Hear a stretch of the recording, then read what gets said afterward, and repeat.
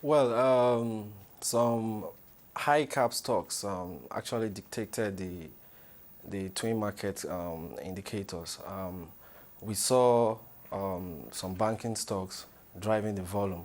They dictated the pace of the turnover volume in the market today. And we saw a sort of some corporate actions, also boosting confidence. ICO came out with their second quarter result, and it was quite impressive. Net asset rising to about 13 billion, and of course profit rose sharply from 500 million to excess of 1 billion. And we also saw some results from the building sector, particularly WAPCO, Lafarge WAPCO of Nigeria. We saw a drop in their profit, but of course they still remain the most, they have the highest capital base in that industry. Net asset exceeding 44 before we billion. get into that, let's just find out which banking stocks picked up today in terms of volumes, as you mentioned. Yes, Access particularly had the highest trade. It was the most active stock by turnover volume. We also saw UBA and some other banking stocks. Actually, like 6 banking stocks gained today, and that was enough to propel the all share index, by 23 basis points.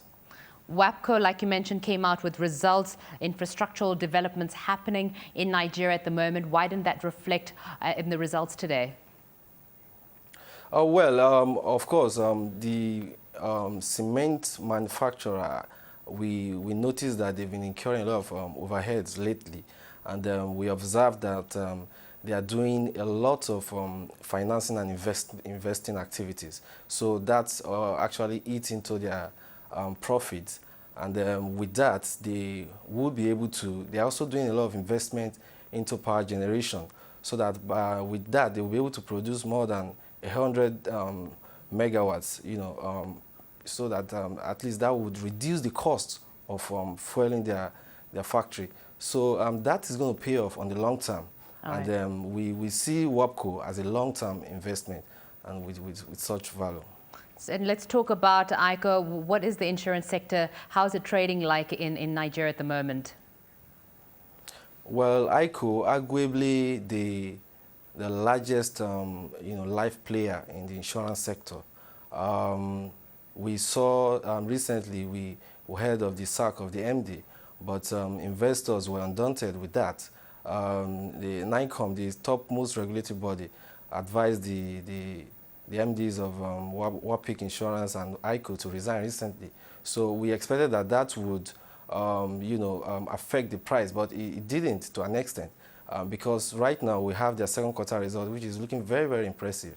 I think they posted a profit in excess of 1 billion. And then, of course, like I said earlier, shareholders' fund exceeding 13 billion. So it passes out for a reinsurance firm, for example. So it's looking very good. And then it was the topmost stock on net bid position today, so which is making the share price look very, very attractive to investors. Ayodele, just before you go, give us an outlook on the Naira. Well, the Naira is going to be largely stable. Sanusi, of course, the CBN governor, is envisaging that he is not likely that there will be devaluation of the Naira. And with the amnesty program, working very effectively, and there should be stable, supply from the Niger Delta.